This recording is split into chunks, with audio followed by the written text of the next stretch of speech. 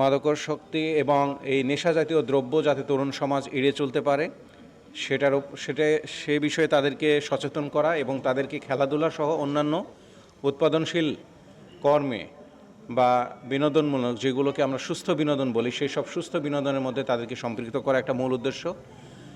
মাননীয় জেলা প্রশাসক স্যারের এবং আমাদের সংশ্লিষ্ট দপ্তর প্রধানদের সহযোগিতায় আমরা এই আয়োজন যে করছি, এবার এই আয়োজনের আরেকটি উদ্দেশ্য হচ্ছে আমাদের পরিবেশকে সমস্ত আয়োজন পরিবেশ বান্ধব করা এবং প্লাস্টিক এবং অন্যান্য যে ক্ষতিকর উপাদান আছে সেগুলোর ব্যবহার কমিয়ে ফেলা।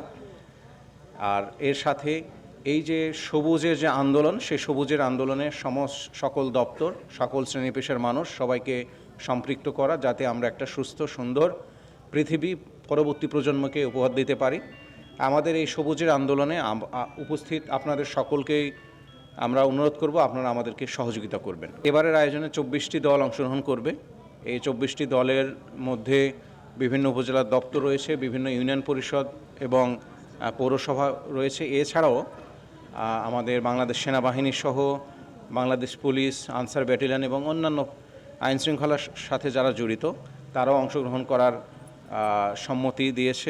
সম্মতি জ্ঞাপন করেছে এবং তাদেরও খেলা থাকবে এবার।